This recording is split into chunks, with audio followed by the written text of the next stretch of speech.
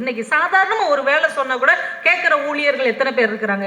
ஆபீஸ்ல ஒருத்தரை கூப்பிட்டு சொல்றேன், இப்ப டீ வாங்கிட்டு வாப்பா அப்படின்னு. டீ இல்லைன்னா காஃபி வாங்கிட்டு வாப்பா, ரொம்ப தலைவலிக்கு. காஃபியும் இல்லாட்டி இப்ப கட்டஞ்சாயாவது வாங்கிட்டு வாப்பா, அதுவும் இல்லாட்டி அதுவும் இல்லைன்னு சும்மா வந்திருப்பா, பிற எதுக்கு மேடம் போகணும்?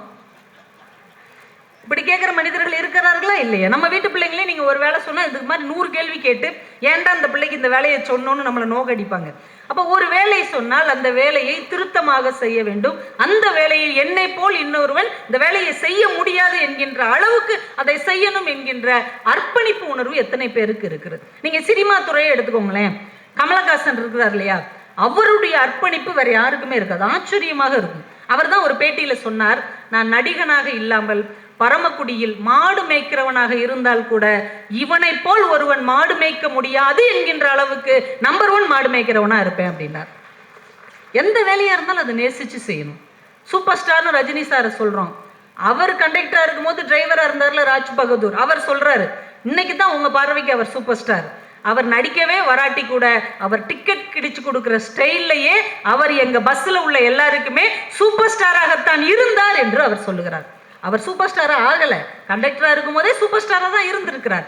நீங்க எந்த வேலையில் இருந்தாலும் அதை நேசிக்கிற, அதை உயிர்ப்போடு நடத்துகிற ஒரு அர்ப்பணிப்பு இருந்தால் நாம அந்த தொழிலின் உச்சத்துக்கு வர முடியும். அதனாலதான் சலங்கை ஒளின்னு ஒரு படத்துல கமலஹாசன் ஒரு பரதநாட்டிய கலைஞரா இருப்பார் இல்லையா, அந்த படத்துல கடைசி காட்சியில இறந்து போயிடுவார். இறந்து போய் அவர் அந்த நாற்காலியில வச்சு அப்படியே கொண்டுட்டு போகும்போது அந்த படம் முடியும். எந்த படம் முடிஞ்சாலும் என்ன போடுவாங்க? தி எண்டு அப்படித்தானே போடுவாங்க.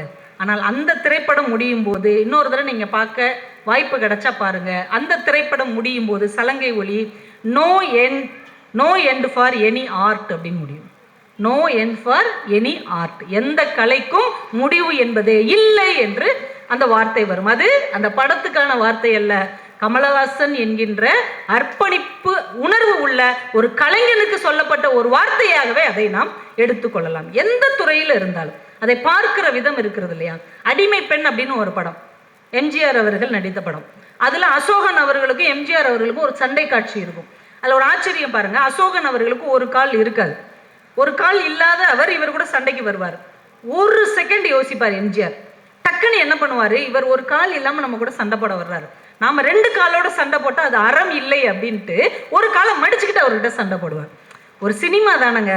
ஒரு சினிமாவில் வருகிற சண்டை காட்சி என்றால் கூட அதில் மனிதம் இருக்க வேண்டும், அற உணர்வு இருக்க வேண்டும் என்று சொல்லி கொடுத்தது நம்முடைய தமிழ் சினிமா என்பதை நாம மறந்து விடக்கூடாது.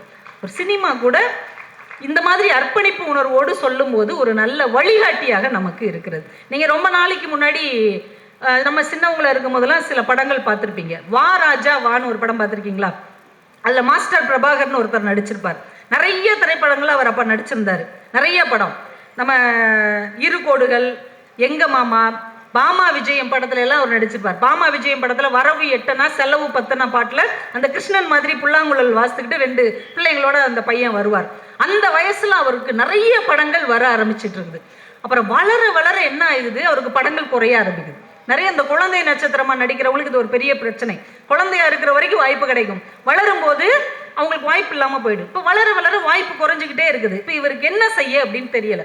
எப்படி நம்ம வாழ்க்கையை நடத்தி போக முடியும் அப்படின்னு யோசிக்கும் போது அவர் நடிச்ச ஒரு படத்துல இரு கோடுகள் அப்படிங்கிற படம் தொடங்கும் போதே ஒரு காட்சி வருமா, அதுல ஒரு கோடு போட்டுட்டு இதை அழிக்காம எப்படி சின்ன கோடை ஆக்குறது அப்படின்னு ஒரு கேள்வி இவர் கேட்க, ஜெயந்திங்கிற நடிகை என்ன பண்ணுவாங்களாம், பக்கத்துல ஒரு பெரிய கோடு போட்டுட்டு, இப்ப அது சின்ன கோடு ஆயிடுச்சு இல்லையா, ஒரு கோடை சின்னதாக்கணும்னா பக்கத்தில் பெரிய கோடு ஒன்றை போட வேண்டும் அப்படின்னு சொல்ற காட்சியை பார்க்கிறார் இவர். உடனே முடிவு எடுக்கிறார், இந்த துறை ஒருவேளை இல்லாமல் போகும் என்றால் பக்கத்துல ஒரு பெரிய கோடு போட்டாதான் நம்ம வாழ முடியும் என்று உடனே தன்னுடைய வேலையை மாற்றிக்கொண்டு டி நகர் இருக்கு இல்லையா, அங்க ஸ்வஸ்திக் டிஜிட்டல் அப்படின்னு ஒரு ஜெராக்ஸ் கடையை ஆரம்பித்து இன்னைக்கு ஓஹோன்னு அவர் வாழ்ந்துட்டு இருக்கிறார். இன்னைக்கு அவருக்கு நிறைய வயசு இருக்கும். அப்போ தன்னுடைய சினிமாவில் இருந்தே, தான் நடித்த ஒரு காட்சியிலிருந்தே தன்னுடைய வாழ்க்கைக்கான ஒரு பாடத்தை கற்றுக்கொள்ள முடியும் அப்படிங்கிறது தான் அந்த சினிமா நமக்கு கற்றுக் கொடுக்கிற ஒரு பெரிய விஷயம். ஒரு குட்டி கவிதை ஒன்று படித்தேன். செய்யும் தொழிலே தெய்வம், சிற்பிகளுக்கு செய்யும் தெய்வமே தொழில். நல்லா இருக்குல்ல? நம்ம எல்லாருக்கும் செய்யும் தொழிலே தெய்வம், சிற்பிகளுக்கு மட்டும் செய்யும் தெய்வமே தொழில். ஒரு வித்தியாசமா இருக்குல்ல. காசி ஆனந்த் ஒரு கவிதை எழுதுவாரு, குப்பை தொட்டி. அந்த கவிதைக்கு தலைப்பு குப்பை தொட்டி. அலுவலகத்தில் வேலை பார்ப்பவனுக்கு இது குப்பை தொட்டி, குப்பை அழுபவனுக்கு இதுதான் அலுவலகம் இல்ல. அவனுக்கும் ஒரு வாழ்க்கை இருக்குல்ல, அதுதானே அவனுக்கு அலுவலகம். அந்த குப்பை தான் அவனுக்கான சம்பளம். அதே மாதிரி சிற்பிகளுக்கு அவங்க செய்யற தெய்வம் தான் அவங்களுக்கு தொழில். நான் ஒரு யோசிச்சு பார்த்தேன், கோவிலுக்குள்ள இருக்கிற கல்லை சிற்பமாக அவர்கள் மாற்றி இருக்கிறார்கள், அது நமக்கு தெய்வமாக இருக்கிறது. அந்த கல் இருக்கு இல்லையா, அந்த பாறையில இருந்து தான் அந்த கல்லை எடுக்கிறாங்க. அந்த கல் எத்தனை அடி வாங்கியிருக்கும்? ஒரு முகத்தை செய்யும் போது மூக்கு ஒரு 3000 அடி வாங்கியிருக்குமா, கண்கள் ஒரு 2000 அடி வாங்கியிருக்குமா, அந்த வாயை செதுக்கும் போது ஒரு 2000 அடி வாங்கியிருக்குமா? ஒரு முகத்தை செதுக்குவதற்குள்ளாகவே அந்த கல் கிட்டத்தட்ட 10,000 அடிகள் வாங்கியிருக்கும். இத்தனை அடிகளை ஒரு கல் தாங்குமானால் அது நிச்சயமாக கடவுளாக மாறத்தான் கூடும். அவ்வளோ அழகான சிந்தனை இல்லை? அது வெறுமனே கடவுளை நாம நினைக்கல. எத்தனையோ பாறைகள் இருக்கும்போது, எத்தனையோ கற்கள் இருக்கும்போது, இந்த கல் மட்டும்தான் இத்தனை அடிகளை நான் தாங்கிக் கொள்ளுகிறேன் என்று உறுதியாக நின்றது. இத்தனை அடியையும் ஒரு கல் தாங்க முடியும் என்றால் அது நிச்சயமாக கடவுளாக மாறும். அப்ப நாம வாங்குகிற அவமானம், நாமல் படுகிற துயரங்கள், நாம வாங்குகிற அடிகள், இதை தாண்டி நாம ஜெயிக்க முடிந்தோம் என்றால் நாமும் வாழ்க்கையில அவ்வளவு பெரிய உயரத்துக்கு போக முடியும் என்பதைத்தான் செய்யும் தொழிலே தெய்வம் என்று கூட நம்முடைய பெரியவர்கள் சொன்னார்கள். அப்ப செய்கிற தொழிலை அர்ப்பணிப்போடு நாம செய்தோம் என்றால் அதிலிருந்து ஒரு தெய்வம் நிச்சயமாக எழக்கூடும், அல்லது அந்த தெய்வத்துக்கு நிகராக நாம் கொண்டாடப்படுவோம் என்பதற்காகத்தான் அப்படி சொல்லியிருக்கிறாங்களோ அப்படின்னு கூட நம்ம இதை எடுத்துக்கலாம். எங்க சங்கரதாஸ் சுவாமிகள்னு நாடக கலைகளின் தந்தைன்னு சொல்றோம்ல, சங்கரதாஸ் சுவாமிகள், அவரு தூத்துக்குடி பக்கத்துல ஒரு நாடகம் போட்டிருக்கிறாங்க. அப்ப எல்லாம் கிராமத்துல விடிய விடிய நாடகம் நடக்கும். மக்களுக்கு அவ்வளோ நேரமும் இருந்தது, பொறுமையும் இருந்தது, ரசனையும் இருந்தது. சாதாரண படிக்காத மக்கள் விடிய விடிய உட்காந்து நாடகம் பார்க்குறாங்க. அதிகாலை நேரம் அவர் யமதர்மன் வேஷம் அன்னைக்கு போட்டிருக்கிறார். அதிகாலை ஒரு 4 மணி 4:30க்கு அங்கே இருக்கிற ஒரு வீட்டுக்கு, அப்போல்லாம் வீட்டுக்கு வெளியில தான் கிணத்தடியெல்லாம் இருக்கும், போய் முகம் கழுவலாம், அந்த வேஷத்தை கலைக்கலான்னு ஒரு 4:30 மணிக்கு ஒரு வீட்டுக்கிட்ட போய் கிணத்தடியில் நின்றுருக்காரு. அப்போ காலையில் எழுந்து தூத்து தொளிக்கிறதுக்காக தண்ணி எடுக்க வந்த ஒரு கர்ப்பிணி பெண் இவரை திடுக்குன்னு பார்த்தோடனே நிஜமாவே யமதர்மன் வந்துட்டான் போலன்னு அலறி அடிச்சு மயங்கி விழுந்து இறந்தே போயிடுச்சு. இதனால் அதிர்ச்சி அடைந்த சங்கரதாஸ் சுவாமிகள் இனிமே வாழ்க்கையில திருமணமே செய்து கொள்ள மாட்டேன் என்று முடிவெடுத்து கடைசி வரைக்கும் திருமணமே செய்து கொள்ளாமல் தன்னை இந்த நாடக உலகத்துக்கு அர்ப்பணித்திருக்கிறார். ஒரு கலையை எந்த அளவுக்கு அவர்கள் உள்வாங்கி இருந்தால் இப்படியெல்லாம் முடிவெடுக்க முடியும். மிகச்சிறந்த நாதஸ்வர வித்வானாக இருந்த காரக்குறிச்சி அருணாச்சலம் இருக்கிறார் இல்லையா, அவங்களாம் அன்னைக்கு அவ்வளோ டாப் 1, நிறைய அவங்களுக்கு பணம்லாம் சம்பளமாக கொடுப்பாங்க, ரொம்ப சிறந்த கலைஞர்கள்னால. அவர்கிட்ட கேட்குறாங்க, இது வரைக்கும் நீங்கள் வாங்கினதுலேயே நிறைய சம்பளம்னு பெரிய சன்மானம் அப்படின்னு எதை சொல்வீர்கள் என்று கேட்டபோது காரக்குறிச்சி அருணாச்சலம் சொன்னார், ஒரு ஊர்ல நான் நாதஸ்வரம் வாசித்து கொண்டு இருக்கும்போது ஊர் மக்கள் எல்லாருமே ஆச்சரியமாக ரசித்து கேட்டுக்கொண்டிருந்தார்கள். அந்த மரத்தடியில் உட்கார்ந்திருந்த ஒரு மனநலம் பாதிக்கப்பட்ட மனிதர் தான் பாக்கெட்ல இருந்து 50 காசு எடுத்து என் கையில கொடுத்துட்டு அவர் ஆட்டுக்கு போனார்.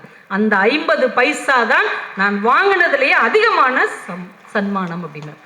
தான் யார் அப்படிங்கிற ஒரு உணர்வு கூட இல்லாத ஒரு மனநலம் பாதிக்கப்பட்ட மனிதரின் மனதை இந்த இசை உலுக்கி இருக்கிறது என்றால் அதுதானே உண்மையான ஊதியம். எந்த அளவுக்கு நம்முடைய கலைஞர்கள் வாழ்ந்திருக்காங்க பாருங்க. அவருக்கு குருன்னு சொல்லக்கூடிய திருவாவடுதுறை ராஜரத்ன பிள்ளை அவர் நிறைய விருது வாங்கியிருக்கிறார். இந்தியாவின் மிகச்சிறந்த விருது எல்லாம் வாங்கியிருக்கிறார்.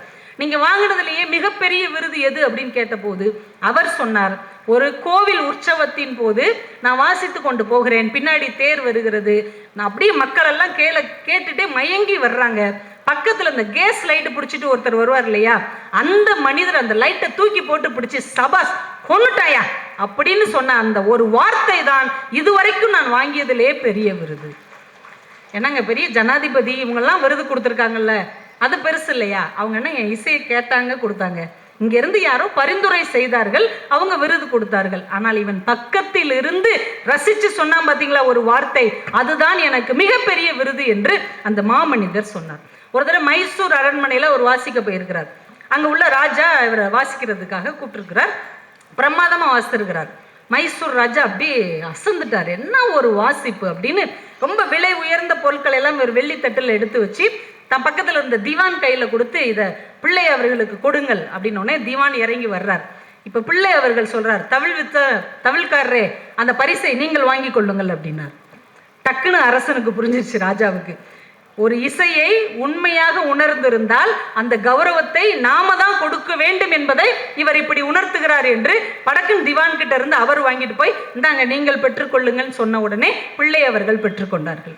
திவான் கிட்ட கொடுத்தா தவிழ்காரர் தான் வாங்குவார், ராஜாவே வந்து கொடுத்தாதான் அந்த நாதஸ்வர ராஜா வாங்குவார் என்பதை அந்த இடத்துல கம்பீரமாக அவர் நிரூபித்தார். என்றால் ஒரு கலைஞர்கள் தாங்கள் செய்கிற அந்த தொழிலை எவ்வளவு உயரத்துக்கு நேசித்திருக்கிறார்கள். நீங்க எவ்வளவு பெரிய ஆளா இருங்க, என்னுடைய கலையை நேசித்தால் மட்டும்தான் நான் ஒரு படி இறங்கி வருவேன் என்கின்ற கம்பீரம் அந்த கலைஞர்களுக்கு இருந்தது இல்லையா? கலைக்கு தாங்க உலகத்திலேயே கலை ஒன்றுக்கு மட்டும்தான் மொழி கிடையாது, ஜாதி கிடையாது, சமயம் கிடையாது, எந்த ஒரு பாகுபாடும் கிடையாது. இப்போ நான் சாதாரணமாக கேட்குறேன், நம்ம அம்மா அப்பா காலத்தில் அவங்க மயங்கி கேட்ட ஒரு பாட்டு மலர்ந்தும் மலராத பாதி மலர் போல, உண்மையா இல்லையா? இப்போ வரைக்கும் நம்ம குழந்தைங்களுக்கு கூட அந்த பாட்டு பிடிக்குது. இந்த ஒரு பாட்டு நம்முடைய தமிழர்களுடைய தேசிய கீதம்னு கூட சொல்லலாம். இந்த ஒரு பாட்டை கேட்டால் நம்ம ஒரு ஸ்டன் ஆகி அந்த காலகட்டத்துக்கே போயிடுவோம். இந்த பாட்டை இசையமைச்சவர் யாரு? MS விஸ்வநாதன். அவர் எந்த ஊருக்காரரு? கேரளாக்காரர், மலையாளி. இந்த பாட்டு எழுதினவர் கண்ணதாசன், நம்ம ஊருக்கார், நம்ம தமிழ்நாட்டுக்காரர். பாடின TMS சௌராஷ்டிராக்காரர், பாடின P சுசீலா தெலுங்குக்காரங்க. இந்த ஒரு பாடலில் 4 மொழி கலந்திருந்தாலும் கூட இது நம் வாழ்க்கையின் முழுமைக்கும் கலந்திருக்கிறதை நம்மால் மறுக்க முடியுமா? அப்ப கலைக்கு ஏதுங்க மொழி, கலைக்கு ஏது ஜாதி, கலைக்கு ஏது சமயம் என்பதை உணர்ந்து கொண்டோம் என்றால் இது மிகச்சிறந்த ஒரு அற்புதமான விஷயம் என்பதை நம்மால் உணர முடியும். ஒரு ஆன்மீக கதை போற போக்குல நான் வாசிச்சேன். ஒரு ஆன்மீக கதை. ஒரு சீடன் குரு கிட்ட கேட்கிறான், பக்தரை தேடி இறைவன் வருவானா வரமாட்டானா? பக்தன் தான் இறைவனை தேடி போகணுமா? பக்தனை தேடி இறைவனே வரணும்னா என்ன செய்யணும் அப்படின்னு கேட்கிறான். அதுக்கு அந்த குரு ஒரு கதை சொன்னார். அது இந்த தலைப்புக்கு ரொம்ப பொருத்தமா இருக்கிறதுனால நான் எடுத்து வச்சேன். அவர் ஒரு கதை சொல்றார். ஒரு ஊர்ல ஒரு ராஜா ஆட்சி செய்யறாரு. ஒரு கிராமத்துல இருக்கிற ஒரு இளைஞனுக்கு ராஜாவை பார்க்கணும்னு ரொம்ப ஆசை. ஒரு தடவை இப்ப நம்மளும் யாராவது பெரியவங்க வந்து அவங்கள ஒரு தடவையாவது பார்த்து செல்ஃபி எடுக்கணும், அவங்க கிட்ட ஒரு கையெழுத்து வாங்கணும்னு ஆசைப்படுறோம்ல, அது மாதிரி ராஜாவை ஒரு தடவையாவது நேர்ல சந்திக்கணும்னு அவனுக்கு ரொம்ப ஆசை.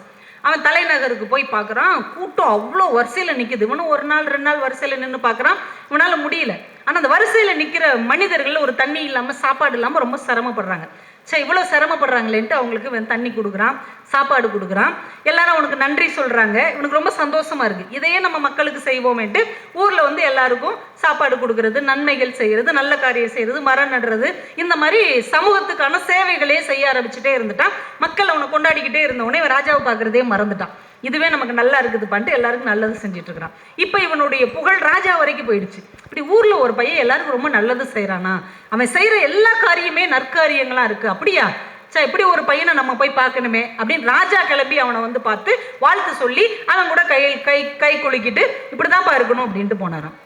இவன் ராஜாவை பார்க்கறதுக்கு போராடின காலம் போய் இவன் செய்த நற்காரியங்கள் ராஜாவை அவனை பார்க்க இழுத்து வந்தது இல்லையா? இந்த குரு சீடன் கிட்ட சொல்றார், நீ உன்னுடைய காரியங்களை, நீ உன்னுடைய வேலையை மிகச்சரியாக செய்து இந்த சமூகத்துக்கு பலனுள்ளதாக மாற்றினால் நீ இறைவனை தேடி போக வேண்டாம், இறைவன் உன்னை தேடி வருவான். அதுதான் செய்யும் தொழிலே தெய்வம் என்று நம்ம பெரியவர்கள் சொன்னார்கள். நம்ம செய்கிற வேலைதான் இறைவனுக்கு சமமானது என்பதை நாம் உணர்ந்து கொண்டோம் என்றாலே இந்த வாழ்க்கை ரொம்ப அழகானதாக உன்னதமாக நம்மளால் மாற்ற முடியும். ஆனால் அதுக்கான கவனம் நம்மிடம் இருக்க வேண்டும். ஐன்ஸ்டீன் இந்த சார்பியல் கோட்பாடு அவர் கண்டுபிடிச்சப்போ நிறைய மேடைகளில் அவரை பேசுவதற்கு, நிறைய இடங்களில் அவரை பேசுறதுக்கு கூப்பிட்டுருக்காங்க. காரில் அவரும் டிரைவரும் போயிட்டே இருப்பாங்களாம். நிறைய மேடையில் ஒரே விஷயத்தை பேசி பேசி பேசி போர் அடிச்சிருச்சு அவருக்கு.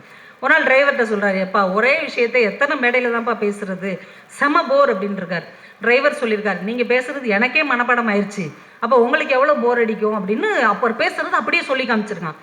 அசந்துட்டார். எப்போ நீயே நல்லா பேசுறியப்பா, இந்த மேடையில் நீ பேசுகிற எனக்கு பதிலாக, அவங்க என்னை நேரில் பார்த்ததே கிடையாது, கிட்டத்தட்ட உன் தலையை களைச்சி விட்டா என்னை மாதிரி தான் இருப்பேன், நீயே போய் பேசுறன்னு இவர் மாதிரி உட்காந்துக்கிட்டார் டிரைவர் சீட்டுக்கு. டிரைவர் பின் சீட்டுக்கு வந்துட்டார். இப்போ நேரம் அங்கே போனோடனே ஐன்ஸ்டீன் தான் நினச்சி டிரைவரை கூட்டு போயிட்டாங்க. மேடையில் கம்பீரமாக டிரைவர் பேசுகிறார், இப்படித்தான் நான் இதை கண்டுபிடிச்சேன், அதை கண்டுபிடிச்சேன், அப்படியாகும் இப்படியாகும், அச்சா புச்சா அல்லக்கா புள்ளக்கான்னு பேசிக்கிட்டு இருக்கிறார். ஆச்சரியப்படுறார் ஐன்ஸ்டீன், நம்மளை கூட நல்லா பேசுகிறானப்பா அப்படின்னு உட்காந்து பின்னாடி உட்காந்து கேட்டுட்டு இருக்காரு. திடீர்னு ஒருத்தர் குபீர்னு இருந்துச்சு, ஐன்ஸ்டீன் இதில் ஒரு டவுட் அப்படின்னு கஷ்டமான ஒரு கேள்வியை கேட்டார். ஐன்ஸ்டீனுக்கே பதட்டமாயிருச்சு, அச்சோ இது என்ன பண்ண போகிறான் அப்படின்னு. டிரைவர் கொஞ்சம் கூட அசரவே இல்லை. பட் என்ன கேள்வி கேட்டீங்க, இன்னொரு தடவை கேளுங்க இன்னொரு தடவை அந்த சந்தேகம் கேட்டிருக்காரு.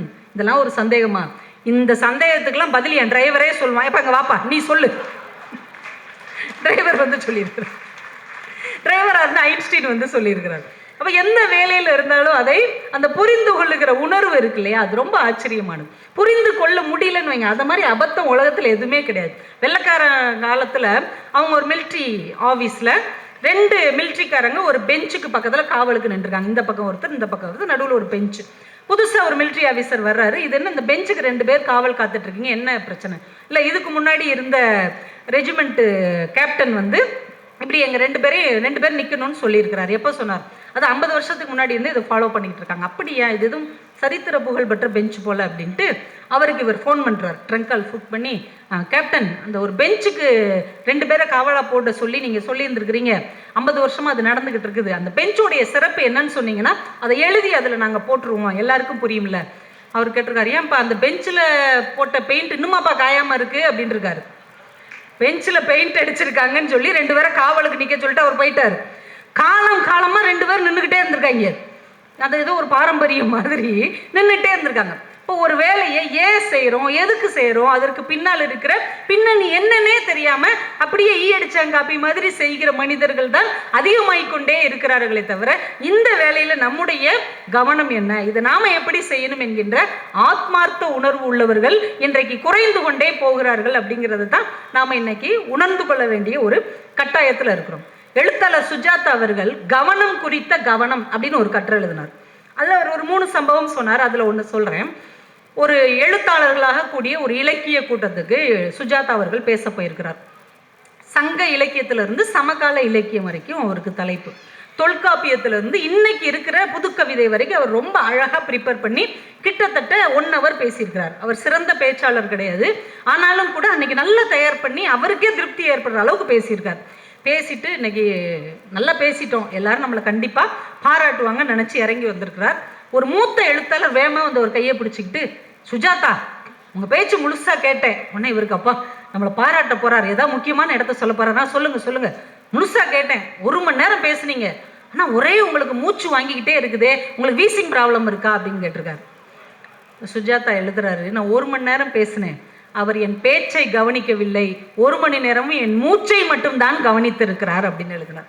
நம்ம எல்லாரும் எல்லாவற்றையும் கவனிக்கிறோம், ஆனால் எதை கவனிக்க வேண்டுமோ அதை நாம் மறந்து விட்டோம். ஒரு இளைஞன் ரோட்ல போயிட்டு இருக்கிறான், ஒரு கார் அவனை அடிச்சு தட்டிட்டு போயிடுச்சு. உடனே அடிச்சிருச்சேன்னு போலீஸ் ஸ்டேஷன்ல போய் சொல்றான், பொறுப்பே இல்லாம ஒரு கார் என்னை அடிச்சுட்டு போயிடுச்சு. எப்ப அந்த காருடைய கலர் தெரியுமா? தெரியாது. அந்த காரோட நம்பர் தெரியுமா? தெரியாது. அது என்ன மாடல்னா தெரியுமா? தெரியாது. இப்ப எதுவுமே தெரியலன்னா எப்படிப்பா கண்டுபிடிக்கிறது? ஏதாவது கவனிச்சியா? ஆமா கவனிச்சேன், அந்த காரை ஒரு பொண்ணு ஓட்டிட்டு போச்சு, அந்த பொண்ணு ரொம்ப அழகா இருந்துச்சு, அது மஞ்சள் கலர்ல பட்டுச்சேலை கட்டி இருந்துச்சு. எதை கவனிக்கணும் அதை கவனிக்கல, எது தேவையில்லையோ அதை அந்த இளைஞன் கவனிச்சிருக்கிறார். இந்த கவனம் குறித்த கவனம் மட்டும் நம்மிடம் கவனமாக இருந்தால் வாழ்க்கையில் நாம செய்கிற எல்லா வேலையும் மிகச் சிறப்பாக முடியும் என்பதை நாம புரிந்து கொள்ள வேண்டும். சம்பந்தம் இல்லாததெல்லாம் உட்கார்ந்து கவனிக்கிறது, நமக்கு எது தேவை, எது நம்மை உயர்த்தக்கூடியது என்பதில் நம்ம கவனம் செலுத்தினாலே பாதி பிரச்சனை முடிஞ்சிடும். 20ஆம் நூற்றாண்டுல ஒரு மனநல மருத்துவர் ஒருத்தர் ஒரு புக் எழுதியிருக்கிறார். விக்டர் பிராங்கல் அப்படின்னு அவருக்கு பேரு. மனிதனின் தேடல், வாழ்வின் அர்த்தம் அப்படின்னு ஒரு புத்தகம் எழுதியிருக்கிறார். அவர் ஹிட்லர் காலத்துல அவருடைய அந்த யூத வதை முகாம்ல இருந்திருக்கிறார். எல்லா சித்திரவதையும் அனுபவிச்சிருக்கிறாரு. ஏதோ ஒரு பை லக்கு தப்பிச்சிட்டார். தப்பிச்சு வெளியே வந்தவர் மனநல மருத்துவராக இருக்கிறாரு. இந்த புத்தகத்தை எழுதுறார். இந்த புத்தகத்துல அவர் ஒரு சம்பவம் சொல்றாருங்க. மானுடர்கள் ஒவ்வொருவரும் கற்றுக்கொள்ள வேண்டிய ஒரு மிகப்பெரிய தத்துவம். ஒரு நாள் நைட் அவர் தூங்கிட்டு இருக்கிறார். ஒரு 12:30 மணிக்கு அவருக்கு ஒரு ஃபோன் கால் வருது. என்னடா இந்த நேரம் யார் ஃபோன் பண்ணுறான்னு எடுத்தா எதிர்முனையில் ஒரு பெண் பேசுகிறாங்க. டாக்டர், என் பேர் இது, நான் வந்து தற்கொலை பண்ணிக்கலான்னு முடிவில் இருக்கிறேன். ஆனால் இவருக்கு ரொம்ப அதிர்ச்சி ஆயிடுச்சு. ஏம்மா, என்னம்மா பிரச்சனை, சொல்லு, உன் வயசு என்ன, ஏன் உனக்கு இப்படி ஒரு தூண்டுதல் வந்ததுன்னு அவர்கிட்ட பேசுகிறார். அந்த பொண்ணு தன்னுடைய கதையை பூரா சொல்லி அழுகுது. கிட்டத்தட்ட ஒரு 2 மணி நேரம், எனக்கு யாருமே இல்லை, என்னை எல்லாரும் கைவிட்டுட்டாங்க, நான் வாழ்கிறதுல அர்த்தமே இல்லைன்னு இப்படி அழுது தன்னுடைய கதையை 2 மணி நேரம் சொல்லுது. அவ்வளோத்தையும் அவர் பொறுமையாக கேட்டுட்டு, மனித வாழ்க்கைங்கிறது வாழ்றதுக்கு தான்ப்பா, சாகிறதுக்கு கிடையாதுன்னு இவர் ஒரு 5 நிமிஷம் ஆறுதலாக பேசி ஒரு மன தைரியத்தை கொடுத்துருக்கிறார். இவர் பேச்சை கேட்டவுடனே அந்த பொண்ணு, டாக்டர் நான் கண்டிப்பாக தற்கொலை பண்ணிக்கிட மாட்டேன், அந்த எண்ணத்தை நான் கைவிட்டுறேன் அப்படின்னு சொல்லி ஃபோனை வச்சிருச்சு. இவருக்கு ரொம்ப சந்தோஷம். ஒரு 3 மாசம் கழிச்சு ஒரு நிகழ்ச்சியில அவர் கலந்துக்கிட போயிருக்கிறார். திடீர்னு ஒரு பொண்ணு முன்னாடி வந்து, டாக்டர் நான் யாரு தெரியுதா அப்படின்றது. யாருமா தெரியலையே, 3 மாசம் முன்னாடி நைட்டு 12:30 உங்களுக்கு ஃபோன் பண்ணி தற்கொலை பண்ணிக்க போறேன்னு சொன்னேன்ல, அது நான் தான். என்னம்மா நீயா? ஆமா. நல்லா இருக்கியா? நல்லா இருக்கேன். நான் வாழ்க்கையில் இனிமேல் தற்கொலையே பண்ண மாட்டேன், அந்த எண்ணமே என்கிட்ட இல்லை. சூப்பர்மா, எப்போ உனக்கு இந்த ஐடியா வந்தது? உங்ககிட்ட பேசுனதுக்கு அப்புறம் தான். அவருக்கு ரொம்ப இன்னும் மகிழ்ச்சி ஆயிடுச்சு. நான் கூட ஒரு 4 விஷயம் சொன்னேன்ல, எந்த விஷயம் உன் மனசுக்கு அப்படி ஒரு தைரியத்தை கொடுத்துச்சுன்னு சொல்லு, நான் மற்றவங்ககிட்ட எல்லாம் சொல்லுவேன்ல. நீங்க சொன்ன எந்த விஷயமும் எனக்கு தைரியத்தை தரல, நீங்க சொன்ன எந்த விஷயமும் என் மனசை மாத்தல. இவருக்கு அதிர்ச்சி ஆயிடுச்சு. பிறகு எதுமா உன் மனசை மாத்துச்சு? டாக்டர் நைட்டு 12:30 மணிக்கு யாருன்னே தெரியாத உங்ககிட்ட 2 மணி நேரம் நான் என் கதையை சொல்லியிருக்கிறேன். பொறுமையா கேட்டீங்க இல்லையா? அப்பதான் எனக்கு புரிஞ்சிச்சு, யாரோ ஒரு மனுஷி துன்பப்படுகிறாள் என்றால் அவள் சோகத்தை கேட்பதற்கும் ஒரு செவி எங்கே ஒரு மூலையில் இருக்கும் என்கின்ற நம்பிக்கையை நீங்கள் அன்றைக்கு கொடுத்தீர்கள். நான் சொல்ல சொல்ல ஊன்னு கேட்டீங்க பாருங்க, பொறுமையா கேட்டீங்க பாருங்களா. அந்த குணம்தான், அந்த கணம்தான் இப்படி ஒரு மனிதன் நம் குறையை கேட்க இருக்கிறான் என்றால் இன்னொரு மனிதனுக்கு அப்படிப்பட்ட செவியாக நாம் இருக்க வேண்டும் என்று நான் முடிவு செய்தேன். இனி நான் தற்கொலை செய்து கொள்ள மாட்டேன். நீங்க நல்லா யோசிச்சு பாருங்க, ஒரு மிகப்பெரிய வாதம் ஒரு மனிதர்களை மாற்ற முடியாமல் கூட போகலாம். ஆனால் அமைதியாக கேட்கக்கூடிய செவிகள் ஒரு மனிதனுக்கான ஆறுதலாக நிச்சயமாக அமையும். அதனால் தான் செவி இருப்பவர்கள் கேட்க கடவது என்று கடவுளே சொல்லி இருக்கிறார். நம்மால நல்ல வார்த்தைகளை பிறருக்கு கொடுக்க முடியாவிட்டாலும் கூட, ஒரு மிகப்பெரிய உதவியை இன்னொருத்தருக்கு தர முடியாவிட்டாலும் கூட, அவங்க ஒரு துயரத்தோடு, அவங்க ஒரு வேதனையோடு, அவர்கள் மனதில் ஆழமான வலியோடு நம்ம பக்கத்தில் உட்கார்ந்து அவர்கள் துயரத்தை சொல்லும்போது அதை வெறுமனே கேட்டுக்கொண்டிருக்கிற ஒரு செவியாக இருந்தால் கூட போதும். அந்த உயிர் துளிர்த்து எழுவதற்கு ஒரு வாய்ப்பு நம்மால் ஏற்படும் என்பதை அந்த டாக்டருடைய வாழ்க்கையில் அவர் உணர்த்தி இருக்கிறார். டாக்டர்னா ஊசி போடுறது மட்டும் இல்லை, ஃபீஸ் வாங்குறது மட்டும் இல்லை, மாத்திரை தர்றது மட்டும் இல்லை, மற்றவர்களுடைய காயங்களை அமைதியாக உட்கார்ந்து கேட்பதும் கூட என்று அந்த மனிதர் தன்னுடைய வாழ்க்கையில் குறிப்பிட்டிருக்கிறார். நாம் அப்படி எத்தனை பேருக்கு இருக்கிறோம்? யாராவது வந்தால் என்ன சொல்லுவோம்? வந்துட்டான் யார், 1.5 மணி நேரம் புலம்பி தீர்த்துருவான், இடத்த காலி பண்ணிடும். போத வந்தவொடனே ஃபோன் எடுத்துட்டு ஆமாம் ஆமாம் அப்படின்னு நினச்சி போயிடுவோம். தெரியுமா, எனக்கு நிறைய வேலை இருக்குது. ஏன்? அவன் உங்ககிட்ட காசு பணமாக கேட்டான், உங்கள் சொத்தை எழுதி தர சொல்லி கேட்டாங்க அந்த பொண்ணு. அவங்களுடைய துயரத்தை கொஞ்ச நேரம் சொல்வதற்கான ஒரு ஆறுதலை கூட நம்ம சொல்ல முடியவில்லை என்றால் இந்த வாழ்வின் என்ன அர்த்தம் இருக்கிறது? அந்த புத்தகத்துக்கு பேரே வாழ்வின் அர்த்தம் என்றுதான் அவர் எழுதியிருக்கிறார். நம்ம வாழ்க்கையில் ஒரு அர்த்தம் இருக்க வேண்டும் என்றால் யாராவது ஒருத்தருக்கு இப்படி ஒரு சின்ன உதவியாவது நாம் செய்ய வேண்டும். நான் ஒரு நடந்த சம்பவம் 2-3 வருஷத்துக்குள்ள உள்ளது நான் வாசித்தேன். ஜார்க்கண்ட் அப்படின்னு ஒரு மாநிலம் இருக்கு இல்லையா, அங்கே ஒரு சின்ன நகராட்சி. அந்த நகராட்சியில் ராஜ்புரா அப்படின்ற ஒரு ஊருடைய நகராட்சியில் இந்த துப்புரவு பணி செய்வாங்கல்ல, துப்புரவு பணி செய்கிற ஒரு அம்மா, அவங்களுக்கு சுமித்ரா தேவின்னு பேர். அவங்களுக்கு 60 வயசு. நம்ம சொன்னோம்ல, வேலை ஓய்வு பெறுகிற வயது 60 வயசு. அவங்களுக்கு ஒரு சின்ன பிரிவு உபச்சார விழா. துப்புரவு பணியாளர்கள் ஒன்றும் பெரிய கொண்டாட்டம் பண்ண மாட்டாங்கல்ல. 30 வருஷம் அவங்க அந்த மாதிரி ரொம்ப சின்சியராக வேலை பார்த்துருக்குறாங்க. எந்த முக சொலிப்பும் இல்லாமல் அந்த வேலையை நல்லா செஞ்சதுனால அவங்களுக்கு அங்கே ஒரு சின்ன பாராட்டு விழா நடத்திட்டு இருக்கிறாங்க. அதுக்கான ஏற்பாடெல்லாம் நடந்துகிட்டு இருக்கு. திடீர்னு அந்த மேடையெல்லாம் ரெடி பண்ணி ஆட்கள்லாம் வர்ற நேரத்தில் பீகார்ல இருந்து ஒரு கலெக்டர் திடீர்னு அந்த அரசாங்க கார் வீண் சத்தம் போட்டுட்டு வருது. என்னன்னு பார்த்தா கலெக்டர் வந்து மேடையில் உட்கார்றாரு. ஏன்னா அந்த விழாவுக்கு கலெக்டர் வந்திருக்கிறாருன்ட்டு எல்லாம் பதட்டமாகறாங்க. கொஞ்ச நேரம் கழிச்சு பார்த்தா அந்த ஏரியாலே இருக்கிற பெரிய டாக்டர் அவர் வந்து காரில் வந்து இறங்கி அவர் வந்து உட்கார்றாரு. ரயில்வே இன்ஜினியர் ஒருத்தர் வந்து உட்கார்றாரு. திடீர்னு அந்த விழா ஒரு பெரிய மேடையாக மாறுகிறது. எல்லாரும் அந்த அம்மாவை பற்றி பாராட்டி பேசிட்டு, கலெக்டர் அவர்கள் எதிர்பாராத விதமாக அந்த விழாவுக்கு வந்திருக்கிறாங்க, அவங்கள பேச வேண்டும் என்று அன்போடு கேட்கிறோன்னு கலெக்டர் வந்து பேசுகிறார். இன்னைக்கு இந்த பாராட்டு வாங்குகிற சுமித்ரா தேவி அம்மாள் ஒரு நகராட்சி துப்புரவு பணியாளர். 30 வருஷமும் இந்த வேலையை தன் உயிராக நேசித்தவர். அவங்களுக்கு 3 ஆம்பளை பசங்க. இந்த வேலையை அவங்க செஞ்சு அந்த 3 பிள்ளைகளையும் கடுமையாக உழைத்து படிக்க வைத்தார்.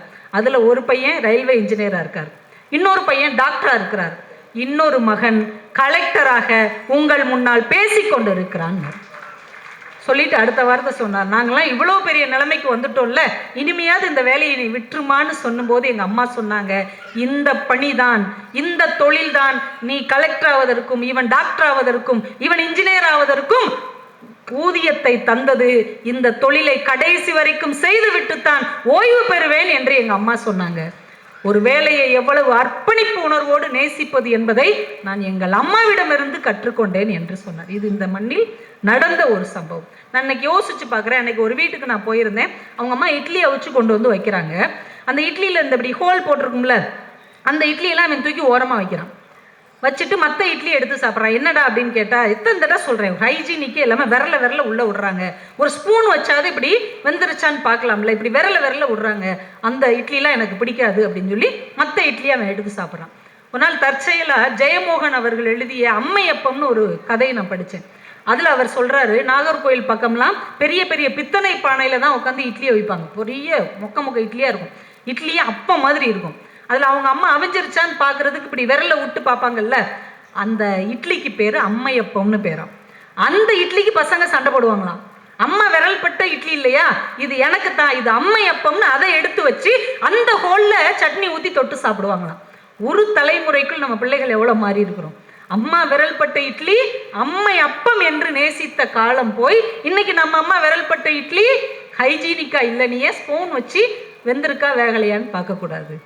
ஒரு தலைமுறைக்குள் அந்த நேசம் என்பது, அன்பு என்பது, அந்த உயிருக்கு உயிரான பிரியம் என்பதெல்லாம் தொலைந்து போய் ஒரு இயந்திர மயமான ஒரு காலத்தில் நாம் வாழ்ந்து கொண்டிருக்கிறோம் என்பதை மட்டும் உணர்ந்து கொண்டோம் என்றால் இந்த வாழ்க்கையை நாம் திரும்பி பார்ப்பதற்கு ஏதுவான ஒன்றாக இருக்கும் என்று சொல்லி எனக்கான நேரம் நிறைவு பெற இருக்கிறது. ஒன்றை சொல்லி நான் நிறைவு செஞ்சிடறேன். விவேக சிந்தாமணி அப்படின்னு ஒரு தமிழ் நூல் இருக்குது. அதில் ஒரு சின்ன பாடல். ஒரு வேடன் காட்டுக்கு வேட்டையாட போகிறான். ஒரு வில்ல நல்லா நான் ஏற்றி வச்சிருக்கிறான், அம்பு கையில் வச்சிருக்கிறான், ஒரு ஈட்டி கையில் வச்சிருக்கான். இதெல்லாம் எடுத்து ப்ரிப்பேர்டாக காட்டுக்கு வேட்டைக்கு போகிறான். தூரத்தில் ஒரு யானையை பார்த்துட்டான். ஈட்டியை சரியாக எய்ம் பண்ணி ஏறினான். யானையோடைய கழுத்தில் பட்டு சரியாக பட்டு யானை அப்படியே விழுந்துருச்சு. யானை செத்துருச்சு. யானையை வேட்டையாடிச்சு பண்ணிட்டு ரொம்ப வேகமாக யானைக்கு பக்கத்தில் இந்த வேடன் வேகமாக போகிறான். ஒரு பாம்பை மிதிச்சிடுறான். அந்த பாம்பு இவன் மிதிச்ச உடனே அந்த வேகம் தாங்காம அவனை கொத்திடுச்சு. கொத்தின உடனே அம்பை வச்சு பாம்பை கொண்டுறான். இப்ப யானை செத்து கிடக்குது. பாம்பு கொத்துனதுனால வேடன் செத்து போயிட்டான். வேடன் அம்பு குத்துனதுனால பாம்பு செத்து போச்சு. இப்ப 3 உயிரும் செத்து கிடக்குது. இப்ப இந்த இடத்துக்கு ஒரு நரி வருது. நரி பார்க்குது, யானை, மனுஷன், பாம்பு. இந்த யானைய 3 மாசம் வச்சு சாப்பிடலாம், இந்த மனுஷனை 1 வாரம் வச்சு சாப்பிடலாம், இந்த பாம்பை 2 நாள் வச்சு சாப்பிடலாம். அதுக்கு முன்னாடி இப்போ பசிக்கு அந்த வில்ல பார்க்குது. அப்பெல்லாம் நரம்பை தான் நானா வச்சு கட்டியிருப்பாங்க. இப்போ பசிக்கு இந்த நரம்பை சாப்பிடுவோம். யானையை 3 மாசம் வச்சு சாப்பிடலாம், மனுஷனை 6 நாள் வச்சு சாப்பிடலாம், பாம்பை 2-3 நாள் வச்சு சாப்பிடலாம். இப்போ பசிக்கு இந்த நரம்பை சாப்பிடுவோம். நரம்பை கடிக்குது. நான் ஏற்றப்பட்ட நரம்பை கடிச்ச உடனே அந்த வில்லு நச்சுன்னு நரி தலையில அடிச்சு நரி செத்து போச்சு. விவேக சிந்தாமணி சொல்லுகிறது, நம்மை சுற்றி 1000 அற்புதமான விஷயங்கள் இருந்தால் கூட அற்பமான விஷயத்திற்காக நாம் செத்து தொலைக்கிறோம். அந்த நரியை போல சுத்தி இத்தனை விஷயம் இருந்ததில்ல. ஆனால் அந்த நரி என்ன செய்யுது, இருங்க பேசி முடிச்சுக்கிறேன். அந்த நரி என்ன பண்ணுது, அல்பத்தனமா அந்த நரம்பை போய் சாப்பிடுவோன்னு கடிச்சதுனால அந்த வில்லினால் அடிபட்டு செத்து போகிறது என்று விவேக சிந்தாமணி என்கின்ற தமிழ் நூல் சொல்லுகிறது. நரி விருத்தமா நான் இந்த பாட்டு எழுதி வச்சிருக்கிறேன். சரி, ரைட்டு, சரிங்க. நான் பார்த்த புத்தகத்தில் அப்படி தான் இருந்தது. ஏதோ நீங்கள் பார்த்து வச்சுக்கோங்க, அந்த நரி விருத்தமா விவேக சிந்தாமணியான்னு அதை பார்த்து எடுத்துக்கோங்க. ஆனால் நம்முடைய வாழ்க்கை எப்படி இருக்கிறது, நம்ம சுற்றி நல்ல விஷயங்கள் இவ்வளோ இருக்குது. ஆனால் நம்ம எதை தேடி போகிறோம், ஒன்றுக்குமே உதவாத, எதற்குமே பிரயோஜனப்படாத அற்பத்தனமான விஷயங்களுக்காக நம் வாழ்க்கையின் பெரும்பகுதியை இழக்கிறோம் என்பதை உணர்ந்து கொண்டோம் என்றால், இன்னைக்கு நாம் என்ன செய்து கொண்டிருக்கிறோமோ, என்ன வேலை செய்து கொண்டிருக்கிறோமோ, என்ன தொழில் செய்து கொண்டிருக்கிறோமோ, என்ன பணி செய்து கொண்டிருக்கிறோமோ, அதில் நம்முடைய அர்ப்பணிப்பு உணர்வை காட்டினால் அதை காட்டிலும் ஒரு தெய்வம் இந்த உலகத்தில் இல்லை என்பதை மட்டும் நாம் உணர்ந்து கொள்ள வேண்டும் என்று உங்களுக்கு சொல்லி, இவ்வளவு அழகான ஒரு வாய்ப்பை, இங்கே பேசுகிற வாய்ப்பை அளித்த பப்பாசி நிறுவனத்துக்கும், இங்கே கூடியிருந்த படைப்பாளர்களுக்கும், வாசகர்களாகிய உங்களுக்கும், மேடையில் இருக்கிற அன்புள்ளங்களுக்கும், அண்ணன் முருகன் அவர்களுக்கும் என்னுடைய நன்றிகளையும் வணக்கங்களையும் சொல்லி விடைபெறுகிறேன். நன்றி, வணக்கம்.